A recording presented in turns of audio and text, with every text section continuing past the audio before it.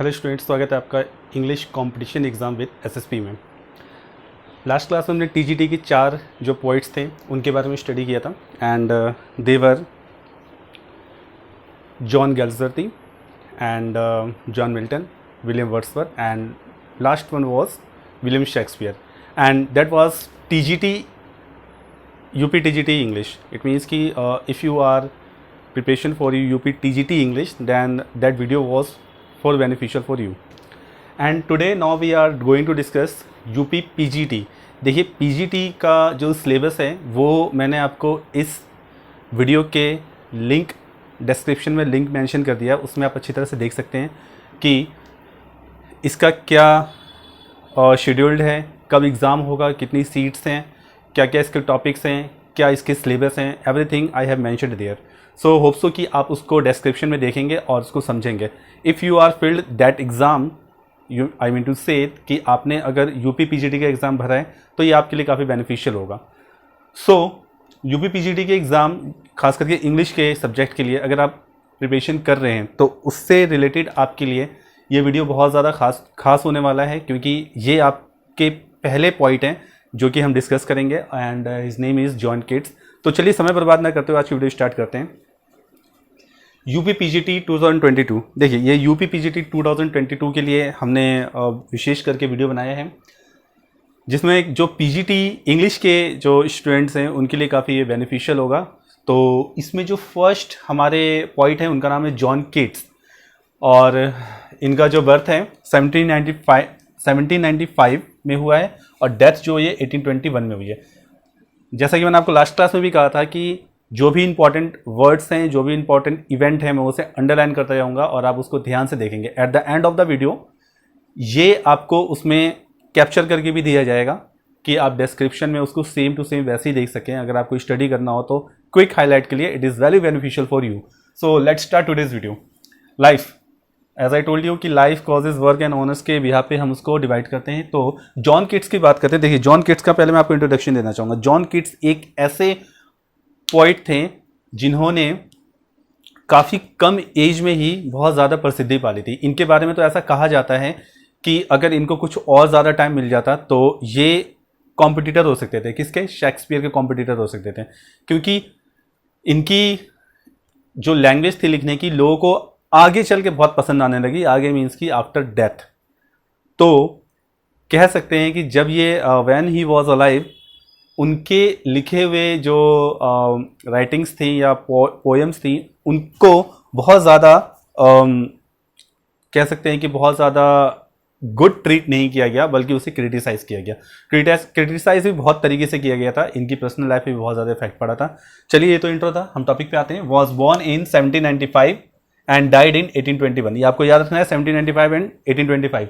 सो eldest son थे ये किसके? अपने पेरेंट्स के। ये भी ध्यान रखना है, आपके एग्जाम में आ जाएगा।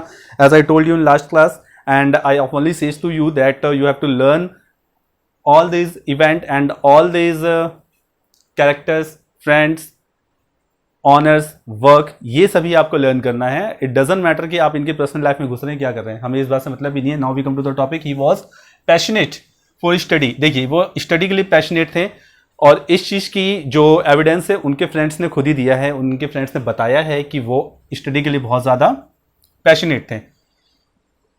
और इसमें एक मैंने मेंशन नहीं किया है, मैं आपको बता दूं कि he wanted to be surgeon बनना चाहते थे, क्योंकि उन्होंने मेडिकल की ही स्टडी की थी।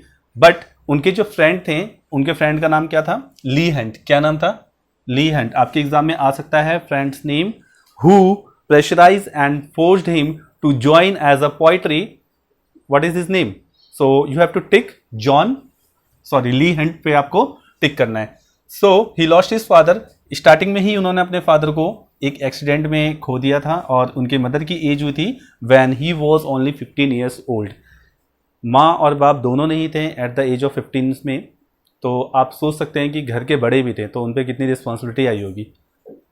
चलिए टॉपिक पे आते हैं। He wanted to be surgeon but his friend Leigh Hunt forced him to be poet. As I told you कि उनके फ्रेंड ने उन्हें फोर्स किया था एंड प्रेशराइज भी किया था। ही जस्ट स्टार्टेड हिज करियर। और देखिए इंसिडेंट देखिए वो कहते हैं ना कि कोई अगर सच्चे रास्ते पे चलता है तो उसके साथ कुछ ना कुछ प्रॉब्लम होती रहती है। सेम यही चीज़ यहाँ भी हो रही थी और पता नहीं कहाँ कहाँ हो रहे हैं। चलिए टॉपिक पे आते हैं। करियर इन 1818, उन्होंने जैसे ही अपना करियर स्टार्ट किया 1818 में, तो उनके जो ब्रदर थे, ऑब्वियसली बात है कि ब्रदर उनसे छोटे होंगे। ब्रदर का नाम था टॉम, तो उनके ब्रदर की डेथ हो गई थी। जब जैसे ही उन्होंने अपना करियर स्टार्ट किया 1818 में, तो उनके ब्रदर की डेथ हो गई थी। और दैट टाइम ही met Fanny Brawne, that time ही मेट फीमेल फ्रेंड, उसका नाम था फैनी ब्रोने। फैनी ब्रोने से मिले and they love to each other very much, but in starting Fanny Brawne did not want to marry to the kids, but after some time Fanny had been agreed to marry with Keats, but now Keats did not want to marry with Fanny because he did not want to be a burden of Fanny's life. So hope so कि आप समझ रहे होंगे कि मैं क्या कहना चाह रहा हूँ कि स्टार्टिंग में फैनी ब्रोनी जो थी इनसे शादी नहीं करना चाहती थी, बाद में वो तैयार हो गई और लेकिन बाद में उन्होंने मना कर दिया, refuse due to poorness. Poorness क्या क्या थी, देखिए पुअरनेस क्या क्या थी, मैंने इसमें मेंशन ज़्यादा नहीं किया है, आपको पीडीएफ में दिख जाएगा। पुअरनेस ये थी, प्रॉब्लम्स ये थी कि करियर इन 1818, उन्होंने 1818 में अपना करियर शुरू किया। और देखिए करियर की जो स्टार्टिंग थी हम आगे पढ़ेंगे कि उन्होंने सोनेट्स लिखना शुरू किया था और उन्होंने फ्रेंड्स को प्रेज किया था, यानी कि फ्रेंड्स के बारे में ही लिखते थे वो सोनेट्स में। तो वो चीज़ उनके फ्रेंड्स को तो पसंद आ रही थी, लेकिन जो बाकी जो हैं, जो मेन रीडर्स हैं, वो उनको पसंद नहीं आते। इवन कुछ उनके क्रिटिक्स बहुत ज़्यादा हो गए थे और उनके जो क्रिटिक्स थे उनको कहते थे कि भाई ये तो नौसिखिया है, एंड नौसिखिया द बिगनर कह के उसको पुकारते थे, इसे कुछ नहीं आता, इसकी लैंग्वेज बहुत अजीब सी है, बहुत बचकाना हरकतें हैं। तो ये चीज़ें थी जिससे कि उनको बहुत ज़्यादा डिप्रेशन में वो जाते जाते, और इसी बीच उन्हें ट्यूबरक्लोसिस हो जाता है, जिसे टीबी कहते हैं, टीबी की प्रॉब्लम हो जाती है। टीबी की जब उन्हें प्रॉब्लम होती है तो उनको डॉक्टर ये सजेस्ट करते हैं कि you can not stay in this country, as in this country winter is very difficult for you, so you have to shift it to Italy. आप इंग्लैंड में नहीं रह सकते, यहाँ की ठंड बहुत ज़्यादा खतरनाक है, ये आपको थोड़ा सा इंजर्ड कर सकती है, तो इसीलिए आपको इटली रहना पड़ेगा। एंड डेस्टिनी देखिए कि जब वो इटली जाते हैं तो इटली में भी एक पर्टिकुलर डेट पे उनकी डेथ हो जाती है। So now we come to the topic कि उस समय जो आपका क्वेश्चन आ सकता है कि why did he refuse to marry with Fanny Brawne, Fanny Brawne से उन्होंने रिफ्यूज क्यों कर दिया था शादी करने के लिए, तो आपको ये पॉइंट सारे याद रखने होंगे। इनमें से कोई भी पॉइंट आ सकता है, उस पर आप टिक कर सकते हैं। चलिए, ये थी इनकी पर्सनल लाइफ की बात। अब आते हैं कॉजेज कि किस वजह से उन्होंने लिखा। He wrote fear of the death in his writing. अब उन्हें पता था कि उनकी डेथ होने वाली है, इस चीज को उन्होंने अपने राइटिंग में भी लिखना शुरू कर दिया, यानी जो चीज़ लिखते थे उसमें भी वो कहीं ना कहीं उसे मेंशन कर देते थे। और as I told you that that his doctor told him that he would not survive in the winter of UK, so he should have to go Italy. उनको इटली जाना चाहिए, as I told you just now. In Feb 1821 he had been died, और 1821 में उनकी death हो गई। And before his death, देखिए ये बहुत इंपॉर्टेंट है, उन्होंने अपनी डेथ से पहले ही कर दिया था। इट मीन्स मे बी उन्हें प्रेडिक्ट हो गया हो दैट कि उनकी डेथ होने वाली है, एंड उन्होंने पहले ही ये डेथ से बोल दिया था कि आप मेरी कब्र पे ये लिखेंगे। देखिए ये वाला जो आपका कोट है या जो सेंटेंस है, आपके एग्जाम में आ सकता है कि ये किसके ग्रेव यार्ड पे लिखा गया हो, या किसने कहा हो, या किसकी इच्छा हो, बहुत सारे ऑप्शन आ सकते हैं। तो you have to tick only John Keats. So now लिखा क्या था, here lies one whose name was writ in water. यहाँ वो लेटा है जिसका जो नाम है वो पानी पर लिखा गया। बहुत ही गहरा मतलब है इसका, बट हमें सिर्फ ये याद रखना है कि उन्होंने लिखा था। Now we come to the topic work. He wrote sonnets, as I told you starting कि सोनेट्स उन्होंने स्टार्टिंग में लिखा था। हिज करियर, अपने करियर की स्टार्टिंग में, he did not like to by readers, उनको जो रीडर्स थे उन्होंने कभी भी उनको पसंद नहीं किया। He started to criticise him by saying the beginner. उन्होंने क्या कह के उनको क्रिटिसाइज किया, बिगनर बोल के स्टार्ट किया, मतलब क्रिटिसाइज किया कि भाई इसे तो कुछ आता ही नहीं है।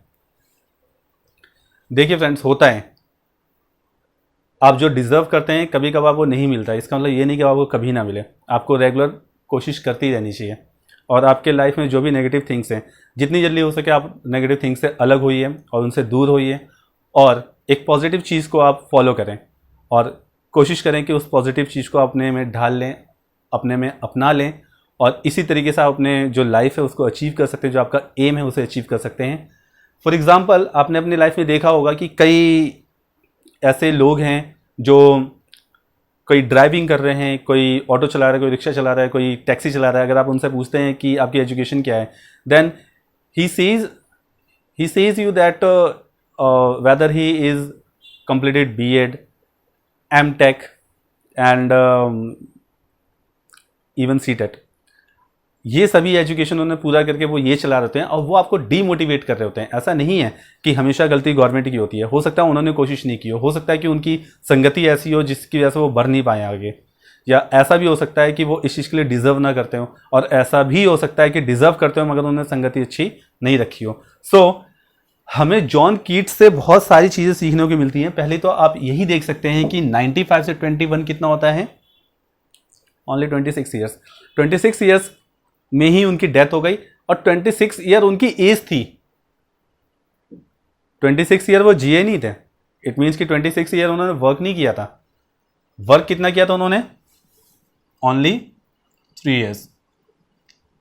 इस 3 साल में उन्होंने वो कारनामे करके दिखा दिए जो लोग कहते हैं कि अगर वो थोड़े दिन और जिंदा रहते तो वो शेक्सपियर के कॉम्पिटिटर बन सकते थे। तो ये अपने आप में बहुत ज़्यादा अचीवमेंट है। चलिए टॉपिक पे आते हैं।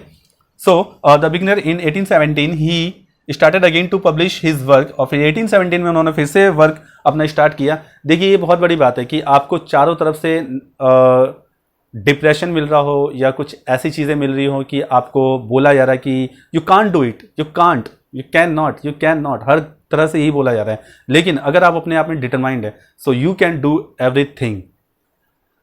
इम्पॉसिबल कुछ नहीं होता है, बस मुश्किल होता है। चलिए टॉपिक पे आते हैं। In 1817 he start again to publish his work. In 1818 he wrote poem एंडीम्यून। उन्होंने 1818 में एंडीम्यून पोएम लिखा, ये आपको याद रहना चाहिए। और एंडीम्यून पोएम जो था उनका बहुत ज़्यादा फेमस हुआ था और इसके 4 पार्ट्स थे। हर पार्ट्स की, हर बुक के फर्स्ट पेज के स्टार्टिंग में पहली लाइन वो ये लिखते थे, a things of beauty is a joy for ever. A things of a beauty is Joy for ever. इसका मतलब आप लोग मुझे कमेंट में लिख के बताएंगे। इसका बहुत अच्छा मतलब है। होप सो कि आप लोग इस पर ध्यान देंगे, पढ़ेंगे। और उन्होंने हर चीज़ की अपनी स्टार्टिंग इसी तरीके से की थी। चलिए नेक्स्ट आते हैं ऑनर्स पे। मैथ्यू आर्नोल्ड ने उनके बारे में कहा था, अ फायर एंड आयरन, कि भाई ये आग है, ये एक आग है और एक लोहे की तरह मजबूत है। ये दोनों चीज़ों का कॉम्बिनेशन है। एंड पी बी शैली उनसे इतना ज़्यादा इन्फ्लुएंस्ड हुए थे, इतना ज़्यादा प्रभावित हुए थे कि उन्होंने कीट्स को ऑफर किया that you have to live with me, आपको मेरे साथ रहना चाहिए। But Keats refused this offer. Keat ने इस ऑफर को रिफ्यूज कर दिया, कहा कि नहीं, I can't live with you. As we can say that may be he was very honest and he wanted to live as an individual person. He did not want to be burden on any kind of person and on any kind of situation. ये सब reason रहे होंगे, इनके critics भी यही कहते हैं। Next, it is assume that if Keats, देखिए एज्यूम किया जाता है कि अगर कीट्स कुछ दिन और जीवित रह लेते हैं so he would became the competitor of Shakespeare के कॉम्पिटिटर बन जाते हैं। ये बहुत बड़ी बात है, ठीक है। आपके लिए क्वेश्चन आ सकता है एग्जाम में कि किसके लिए ये वर्ड कहा गया है। So you have to tick the Keats. He loved nature that can be seen in his poetry. देखिए उनको नेचर से बहुत ज़्यादा लव था, बहुत ज़्यादा करीब थे नेचर के, बहुत ज़्यादा प्यार था और वो इस चीज़ के बारे में अपनी पोइट्री में भी लिखा करते थे। जितना शॉर्ट करके मैंने आपको समझाना था उतना समझा दिया है। थोड़ा सा एक्सटेंड करके आपको डिस्क्रिप्शन में जो PDF है उसमें आप लिंक देख सकते हैं। उसके साथ साथ और भी आपको दिख जाएंगे, उसमें आपको विलियम वर्ड्सवर्थ दिखेंगे और विलियम शेक्सपियर दिखेंगे, जॉन मिल्टन भी दिखेंगे। तो होप्स हो कि आप वो चीज़ देखेंगे। एक बार हम इसे रिवाइज कर लेते हैं, लाइफ इनकी देखते हैं। तो John Keats was born in 1795 and died in 1821। 1821 में उनकी डेथ हुई थी। कहाँ हुई थी? इटली में हुई थी। कब हुई थी? 1820 में। किस मंथ हुई थी? फेब में, ठीक है। और ही वॉज एल्डेस्ट सन, अपने पिताजी के बाद एल्डेस्ट सन थे और पैशनेट थे किस चीज़ के लिए? स्टडी के लिए। शुरू से ही स्टडी के लिए पैशनेट थे। That was confirmed by his friends and he lost his father, उन्होंने अपने पापा को खो दिया कब, जब वो काफ़ी छोटे थे. And at the age of 15 he lost his mother also. And his friend name Leigh Hunt ने उन्हें फोर्स किया that you have to be a poet, you have to write something about society. Why do you want to be a surgeon? As we know that he wanted to be a surgeon, as that's why he choose the career as a medical student group में उन्होंने career भी choose किया था. But friend ने उन्हें suggest किया कि you have to be a poet. So friend name Lee Hunt आ सकता है एग्जाम में, मैं बार बार बोल रहा हूँ, आपको ध्यान रखना है. He just started his career 1818 में उन्होंने अपना करियर शुरू किया. और जैसे ही करियर स्टार्ट किया तो उनके जो ब्रदर थे, उनका नाम टॉम था, उनकी डेथ हो गई थी. इसी के बीच में टेंशन के साथ उनके जो सोनेट्स उन्होंने लिखे थे उस पर मतलब उनको क्रिटिसाइज बहुत किया जाने लगा. उनको इस बात का भी दुख हुआ, इसी दुख में उनको एक डिसीज़ हो गई, यानी कि ट्यूबरक्लोसिस हो गया, जिसमें उनको बोलने में, चलने में और ज़्यादा वर्क करने में तकलीफ होती थी. तो ये चीज़ें हैं जो कि आपको बहुत ज़्यादा ध्यान रखनी पड़ेगी, क्योंकि उनकी ये लाइफ से रिलेटेड थी. उनके लाइफ में फैनी ब्रोनी आई थी, आपको नाम याद रखना होगा. And in starting he wanted to marry with Fanny Brawne, but after some time he refuse to this as he did not want to be burden, he did not want to be hard work and did not want to be burdened of any kind of person and any kind of situation. So now we come to the next topic, causes. He wrote fear of death in his writing as what doctor told him. उन्होंने अपने writing में भी fear of death लिखा था, क्योंकि doctor ने उन्हें कहा था you can't survive in the UK as UK's winter is very cold and you have to do and you have to shift it to the Italy. But if we see the destiny, according to destiny, Feb 1821 he had been died. अब कैसे मरे होंगे, तो question यही है कि मे भी उनकी बीमारी की वजह से, इसका कुछ मेंशन नहीं किया गया है. So now we come to the next topic. Before the death he had been predicted that he can die every time, every moment. So he suggested his friends or his followers that if he died, this slogan would be written on his graveyard. And slogan was, क्या था slogan इनका? slogan ये था कि here lies on whose name was right in water. देखिए आप ध्यान रखेंगे कि जो right की स्पेलिंग है WRIT है, इससे आप कंफ्यूज नहीं होंगे. ये राइट वही राइट है जो आप समझ रहे हैं. चलिए नेक्स्ट टॉपिक पे आते हैं. He wrote sonnets in starting. आपको बता दिया कि सोनेट लिखा था उन्होंने स्टार्टिंग में, एंड जो कि लोगों को ज़्यादा पसंद नहीं किया जाने लगा. Started to criticise him the saying the beginner. लोग उन्हें क्रिटिसाइज करने लगे बिगनर देखे. In 1817 he started again publish इस वर्क. ये बहुत ही ज़्यादा हिम्मत का काम था कि इतने ज़्यादा लोग क्रिटिसाइज कर रहे हैं, फिर भी उन्होंने इस चीज़ को स्टार्ट कर दिया 1817 में. और फाइनेंशियली भी वो बहुत ज़्यादा वीक थे, फिर भी उन्होंने ये चीज़ स्टार्ट किया. और इन 1818 ही रोट अ पोएम. उन्होंने एक पोएम लिखा जिसका नाम एंडेमियन था, and that was the very famous poem. And his first line was a thing of beauty is a joy for ever. ठीक है, और आप वाकई अगर इस वीडियो को अच्छी तरह से देख रहे हैं तो I insist you that you have to search the meaning of this and you have to write the meaning of this line in the comment. इसकी मीनिंग बहुत अच्छी है. चलिए, Matthew Arnold said him a fire and iron. PB Shelley influenced him. PB Shelley उनसे ज़्यादा influence थे, इतने ज़्यादा प्रभावित थे कि उन्होंने कहा कि भाई you have to come with me, but he refuse to live with him as he did not want to be a burden on any kind of person in any kind of situation. It is assumed that if Keats would alive, Keats इतना अच्छा लिखते थे कि उनके बारे में assume किया जाता है कि अगर कुछ और वर्षों तक जीवित रह जाते तो ये कॉम्पिटिटर बन सकते थे. किसके? शेक्सपियर के. और लास्ट में ये किसको ज़्यादा प्रेज करते थे, तो नेचर के लिए काफ़ी ज़्यादा करीबी थे. ये नेचर को बहुत ज़्यादा प्रेज कर देते हैं. तो hope so friends and students की आपको ये टॉपिक बहुत अच्छी तरह समझ में आया होगा. इस टॉपिक में हमने बहुत ही बारीकी से करने की कोशिश की है और मोस्टली बहुत सारी थिंग्स हमने इसमें एडअप कर दिया है, और जो कुछ बचा भी होगा तो आप उसको डिस्क्रिप्शन में देख सकते हैं. जाते जाते एक बात कहनी है कि आप अपने पीजीटी इंग्लिश एग्ज़ाम को बहुत ज़्यादा हद से ज़्यादा भी सीरियस ना लें और हद से ज़्यादा लाइकली भी ना लें. उसकी तैयारी अच्छी करते रहें और बहुत अच्छी तरह से पढ़ें, और साथ में इसके जो नेक्स्ट टॉपिक हैं उनका भी ध्यान रखें. और किसी न किसी टॉपिक से आप लगे रहें. आपको जो टीजीटी इंग्लिश की जो वीडियो बनाई थी लास्ट क्लास में, उसको भी ध्यान से देखिएगा ताकि उसको आपको बहुत अच्छी तरह समझ में आ जाए. तो होप सो कि आपको ये टॉपिक आज अच्छी तरह समझ में आया होगा. तो मिलते हैं नेक्स्ट वीडियो में नेक्स्ट टॉपिक के साथ. तब तक अपना ख्याल रखिए, पढ़ते रहिए. Thank you.